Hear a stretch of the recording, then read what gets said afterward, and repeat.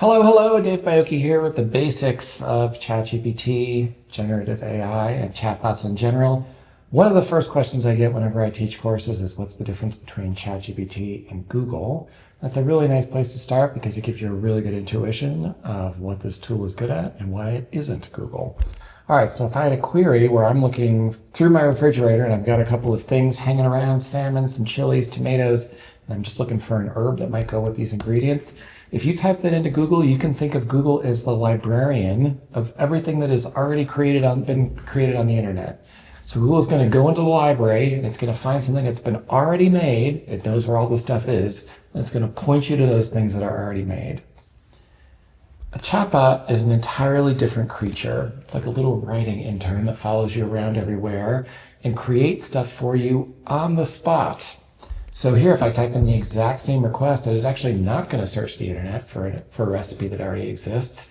It's going to figure out what it knows about salmon, burritos, tomatoes, and herbs and write me a recipe on the spot. ChatGPT is the most common, most famous of the chatbots. It's made by a company called OpenAI. There are two competitors worth knowing about. One is called Claude. It's made by a company called Anthropic. And Google's version of all this is called Gemini. When would you want to use each of them? They're all pretty good, and they're going to do a great job for most of the tasks that you have. I would say that if you're only going to use one, get ChatGPT. It's still the best all-rounder. A lot of people like Claude for two reasons. It's a little bit better at critical and creative thinking. It's also a little bit better at telling you what it's thinking about as you go along. And then Gemini has two really big strengths right now. It's always been better at just explaining stuff in plain language. So sometimes the output from the other two, Claude and ChatGPT, can sound a little academic, a little bit too much like a consultant. If you're just looking for something to be explained in plain language, I still think that's one of Gemini's strengths. Another thing Gemini is really good at is creating images. I'm not going to demo that today, but it's good to know about. So I wanted to do two more things. The first was just to give you a sense of what you can ask these to do. They're chatbots, so you can type text into them and get text out.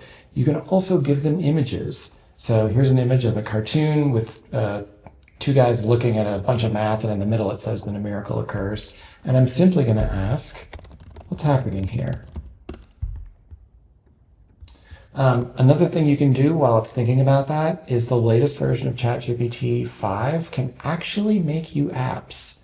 So here I typed in a prompt earlier. It says, make me a visual app of flashcards that can help my daughter learn her multiplication tables. So it usually takes this 2 or 3 minutes, which is why I did it ahead of time. And then now it's running. And you can see it has made an actual app that is running in the window that now you can play with. Obviously, this is not production code and you can't share this with your friends, but if you're just looking to do some quick and dirty prototyping, or you need something just to perform a really quick task for you, this is a pretty crazy feature and one that will only become more powerful as time goes on. Let's go back to our cartoon explanation. I wanted to point out that there's two interesting things happening here. The first is that the tool does a very good job actually describing the context of what's in the image, right? So it says there's two scientists, they're standing in front of a chalkboard. In the middle, one step simply says, then a miracle occurs. So the tool is very good at actually understanding what happens. And that in itself is impressive. But what's even more impressive in the second part of the answer, it actually tells me why it's funny. So the reason I like to start with this example is that it can transcribe handwritten text. It can accurately describe what's in photos. But more important, it can help you make sense of the context that's in those photos. And there's a ton of powerful things you can do with a capability like this. I mentioned that Google's version of its chatbot called Gemini is really good at creating imagery. You could ask both ChatGPT and Gemini to make images for you. Claude can't do it yet. I said I wasn't going to demo this for you, but it turns out that I am. So I asked it, make me a photorealistic image of a cat with a mustache sitting on a couch, cat loaf style, staring at the camera. And you can see it comes back pretty quickly. And the current superpower that Google's version of this has is that now if I asked it, maybe for a Wyatt Earp mustache instead.